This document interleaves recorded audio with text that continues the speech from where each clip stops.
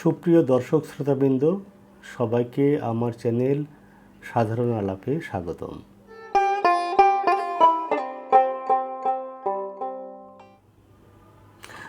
আশা করি আপনারা সবাই ভালো আছেন। আজ আমি আপনাদের জন্য নিয়ে এসেছি প্রেম নিয়ে একটি আলোচনা। আশা করি আমার এই প্রেম নিয়ে আলোচনাটা আপনাদের ভালো লাগবে এবং সর্বশেষে আমি একটি প্রেমের কবিতা দিয়ে এই অনুষ্ঠানটি শেষ করব। তো চলুন শুনি আজকের প্রেম নিয়ে আলোচনা এবং প্রেমের একটি কবিতা। প্রেম কি? প্রেম মানে কি?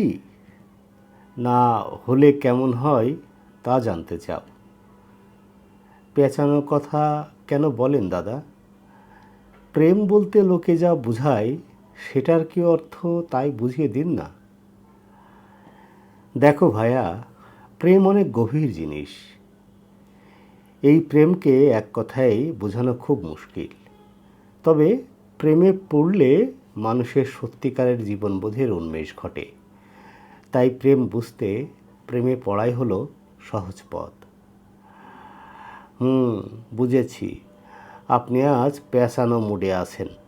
থাক, প্রেম ভালোবাসা নিয়ে আর বিবাদ না করি। কেমন আছেন বলেন? ভুল করলে ভাইয়া, প্রেম আর ভালোবাসা একই রকম শব্দ মনে হলেও প্রেম আর ভালোবাসার মাঝে কিন্তু বিস্তর ব্যবধান। লোকে তো প্রেম ভালোবাসা শব্দ দুটিকে সমার্থক হিসেবে ব্যবহার করে জানতাম। তা ঠিক, কিছু লোক তা করেও বটে, তবে যে জানে সে এমন করে না। আচ্ছা, কাউকে কখনো বলতে শুনেছ, আমি আমার মায়ের সাথে অনেক গভীর প্রেম করি? শোনোনি তো? সবাই বলে আমি আমার মাকে অন্তরের অন্তঃস্থল থেকে ভালোবাসি। এই হলো গিয়ে প্রেম আর ভালোবাসার ব্যবহারগত পার্থক্য। এছাড়াও আছে, তবে একটা পার্থক্য তোমাকে না বললেই নয়, সে হলো কামনা। কামনা অর্থ প্রত্যাশা করা। আসক্তির রসে উদ্বেল হয়ে প্রেমযুক্ত প্রার্থনাই হলো কাম। কাম চরিতার্থ করার বোধ হলো কামনা। বাহ, এত গভীর বিশ্লেষণ মাথায় ঢুকলে হয়। তো দাদা, যুবক যুবতী যখন একে অপরকে বলে আমি তোমাকে ভালোবাসি, তখন কি তাতে কামনা থাকে না? যুবক যুবতীর মাঝের ভালোবাসার সম্পর্ক নিশ্চিতভাবেই কামনাযুক্ত এক প্রেম। ভালোবাসায় রূপ নিতে পারলেও অনেকেই সে পথে যেতে পারে না। মনে করো তুমি একটা মেয়েকে খুব ভালোবাসো, তাহলে কি মেয়েটাকে কামনার দৃষ্টিতে দেখবে, না তাকে ভোগ করার বাসনা জাগবে তোমার? এটা কি বলেন দাদা? ভোগ? ছি, মেয়েরা কি ভোগ্য নাকি? লজ্জা পেও না ভাইয়া, অধিকাংশ পুরুষ নারীদেরকে তেমনটাই ভাবে। সবার প্রায় প্রথম আকর্ষণ ওইখানেই, ত্রিবেণী ঘাট। এই রে, লালনের ভাবে গেলেন নাকি? একটা মডার্ন আলোচনার মাঝে আবার ফকিরি ঢোকালেন। না না ভাইয়া, আজকাল তোমাদের কাছে ধরতক্তা মার পেরেকি যখন প্রেম, তখন লালনের মতো মহাত্মাকে কেন টেনে আনা, ব্লগার বলে কুপিয়ে মেরে ফেলতে? জানো তো, নজরুল লালন এই যুগে মুখ খুললেই বিপদ ছিল কোপাকুপির, তাই যা বলার কোপাকুপির আগেই বলে গেছে। আচ্ছা বাদ দাও, তোমাকে বরং ভোগের একটা গল্প বলি। আচ্ছা, তুমি গীতা পড়েছ? হ্যাঁ, একবার পড়েছিলাম, ট্রাই করেছিলাম বলতে পারেন। হ্যাব্বি কঠিন। তাছাড়া নিজের ধর্মেরই প্যাচপচি বুঝি না ঠিক মতো, তা আবার অন্য ধর্ম। পড়ে নিও, বইটা ঈশ্বরের লেখা না ভেবে পড়লে ভালো কিছু খুঁজে পাবে, খারাপও খুঁজে পায় কেউ কেউ। তবে জানো তো ভাইয়া, যে যা নিতে চায় এই আর কি। তো গীতার কথাই বললাম এই জন্য যে এই গ্রন্থটির মাঝে এই কামনা, প্রেম, ভোগ, ত্যাগ নিয়ে দারুণ দারুণ কথা লেখা আছে। আর যখন তুমি প্রেমের কথা বলছিলে তখন হঠাৎই গীতার কথা মনে হচ্ছিল। তো নারী ভোগের অপূর্ব ফর্মুলা নিয়ে কি লেখা আছে গীতায়? ও বাবা, তুমি দেখি ভোগ নিয়ে ভয়াবহ রাগ করেছো ভাইয়া। আরে শোনো শোনো, এত রাগ করো না ভাইয়া। জানো তো, রাগ থেকে অনুরাগ ভালো, অনুরাগ থেকে অভিমান, সব হলো প্রেমের লক্ষণ, বুঝে কেবল বুদ্ধিমান। আচ্ছা নাও, তোমাকে একটা আধুনিক প্রশ্ন করি, যদি অশ্লীল মনে না করো আমাকে। আচ্ছা বলুন, কোনো সুন্দরী মেয়ে দেখলে তুমি প্রথমে কি ভাবো? কিছুই না, দেখলেই ভাবতে হবে কেন? ভাবাভাবি কি এমন ফুরুত করে হয় নাকি? ফুরুত থেকেও কম সময়ে হয়। নরনারীকে দেখে প্রথম দর্শনেই কামনা অনুভব করে। এটা এখন বিজ্ঞানও নাকি দাবি করে।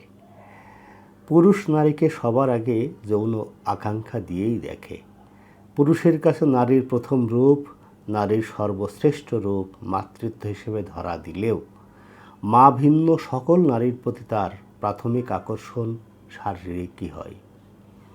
দাদা, আপনি আজ বড় পুরুষ বিদ্বেষী মেজাজে আছেন মনে হচ্ছে।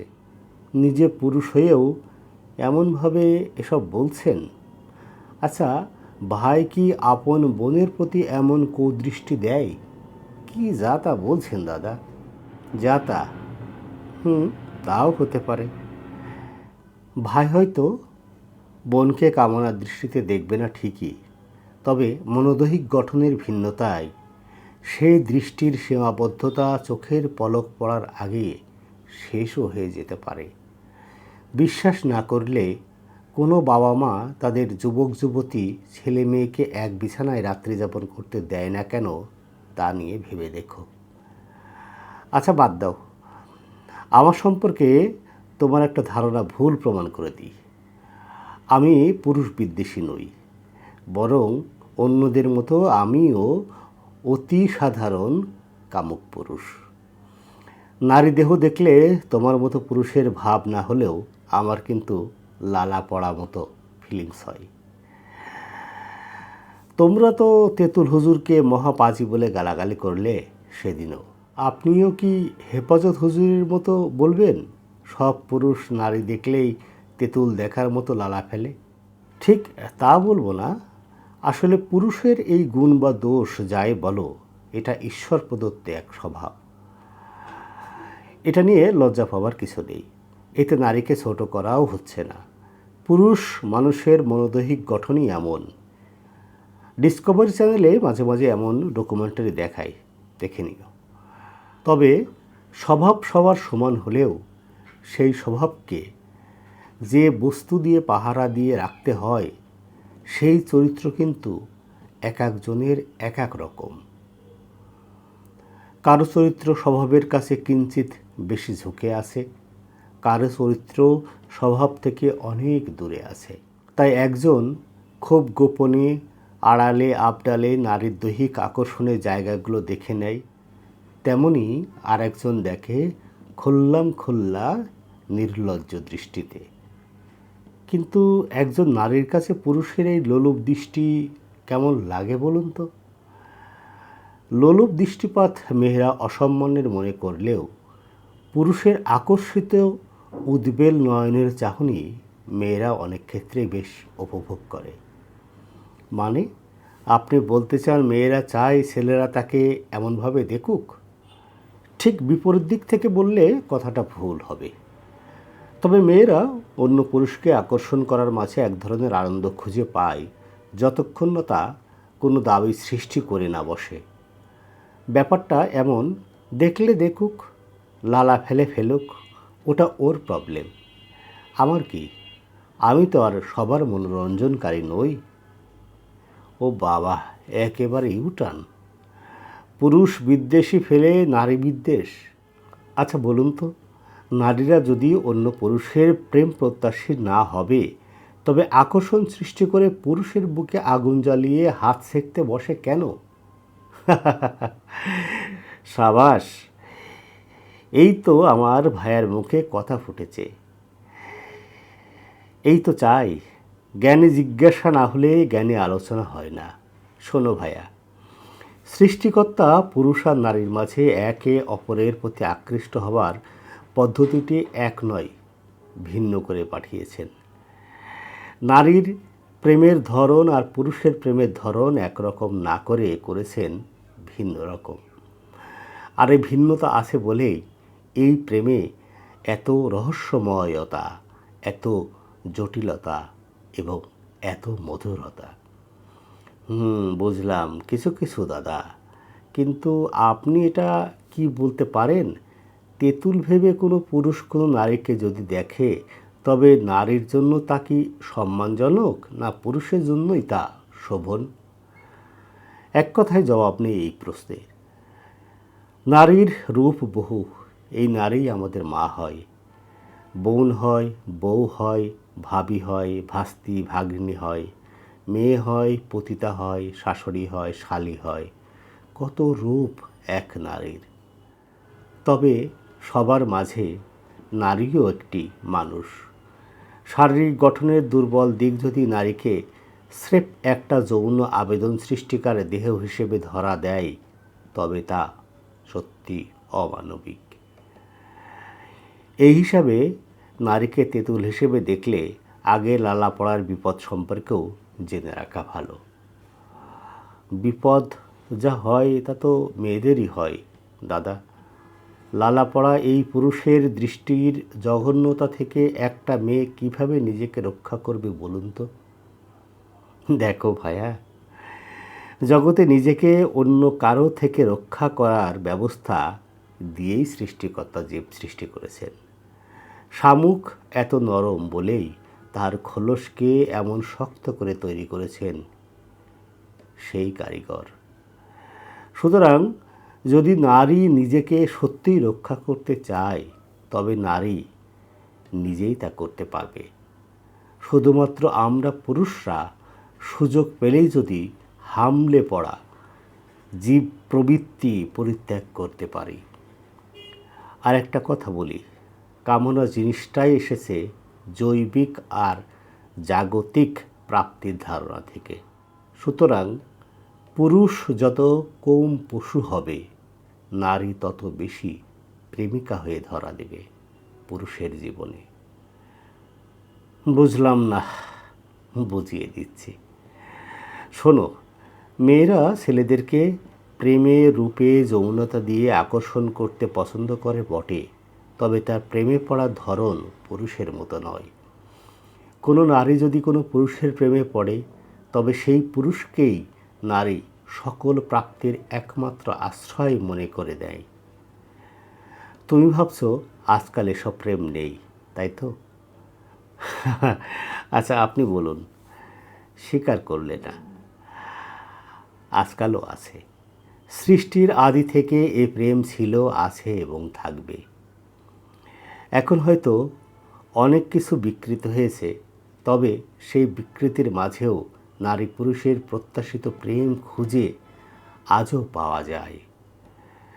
নারীর যে সবচেয়ে ঘৃণিত রূপ, সেই পতিতার অন্তরেও একক পুরুষের হৃদয়ে আশ্রয় খোঁজার আকুতি বেঁচে থাকে।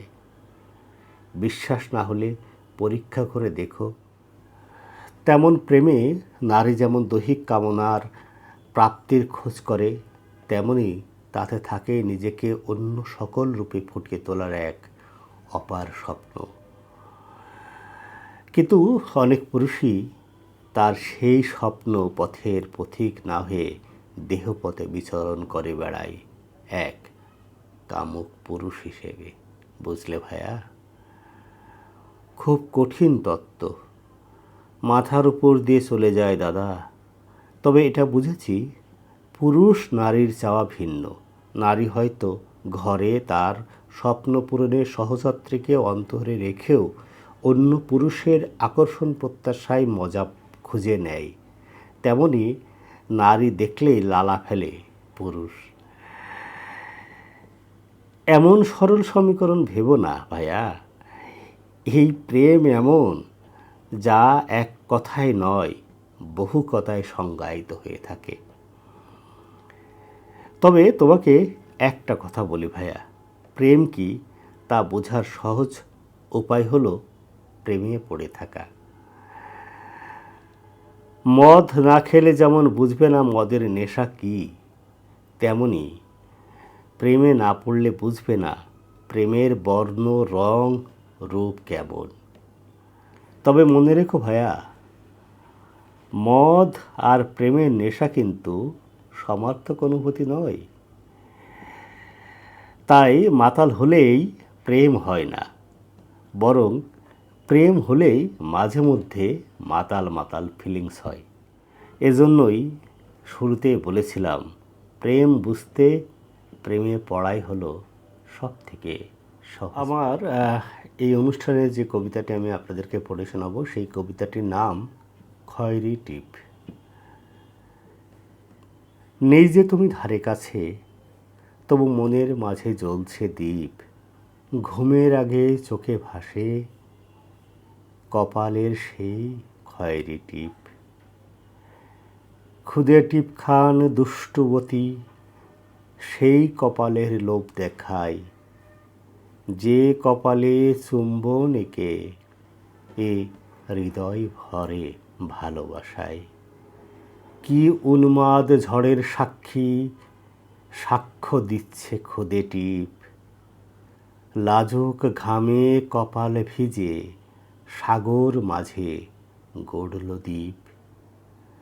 কি বিরহ, কি কামনা, মিলনের কি আকাঙ্ক্ষা, সব ছাপিয়ে খয়েরি টিপ, যার কারণে প্রাণ রাখা। শরীর থেকে এগিয়ে নিয়ে অসীম ছুঁয়ে দেখবে মন, মনের মাঝে মন করবে খয়েরি টিপের অন্বেষণ।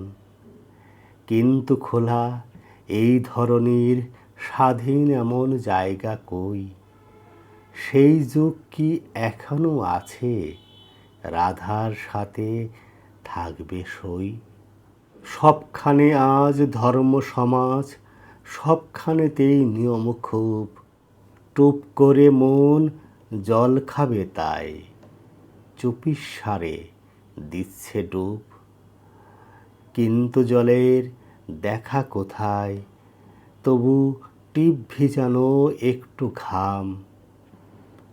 হাঁপিয়ে যাওয়া ঠোঁটে উদ্বেগ, লোকে জানলে দুর্নাম। বাস্তব কাটে মানবিক টান, রুদ্র চোখে হিংসা তার। বক্ষ জুড়ে লাথি মারে, নিষ্ঠুর সে ভয়ঙ্কর। সোনা মানিক তোমার চোখে অশ্রু দেখে প্রাণ কাঁদে। কোন ধর্ম রাখতে গিয়ে শত আবদার বিবেক সাধে। সংসার থেকে মায়া বড়, মায়াতে হয় ভালোবাসা। আমার প্রাণে কেবল আঁকা শুধু এক খয়েরি টিপের প্রত্যাশা। সবাইকে অসংখ্য ধন্যবাদ আজকের আমার এই দীর্ঘ আলোচনা এবং কবিতাটি শোনার জন্য। সবাই ভালো থাকবেন, আগামীতে আবার দেখা হবে। অসংখ্য ধন্যবাদ সবাইকে।